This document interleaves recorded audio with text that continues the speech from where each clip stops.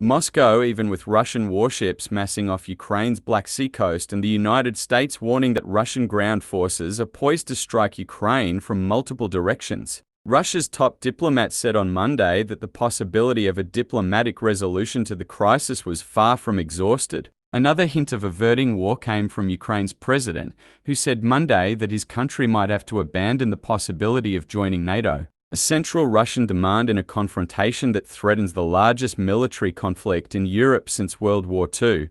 Speaking in what appeared to be a carefully scripted televised meeting with President Vladimir Putin of Russia, Foreign Minister Sergei Lavrov said that he supported continuing negotiations with the West on the security guarantees Russia has been demanding of the United States and NATO. "I believe that our possibilities are far from exhausted," Mr. Lavrov said, referring to Russia's negotiations with the West. "I would propose continuing and intensifying them."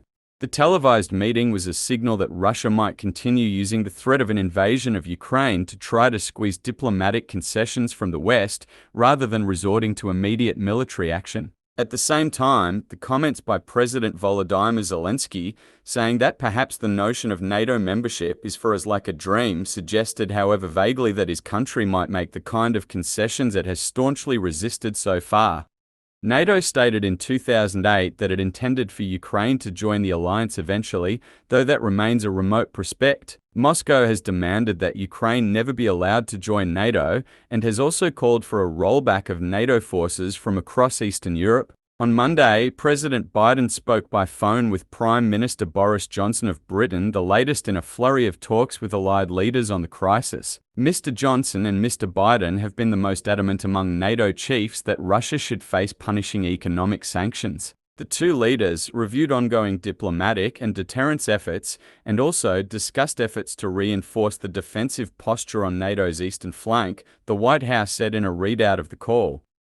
The US and NATO formally rejected those demands, but they proposed several areas including nuclear arms control and limits on military exercises where they were willing to negotiate. But the Kremlin has yet to respond, leaving a vast chasm that diplomacy has so far failed to bridge.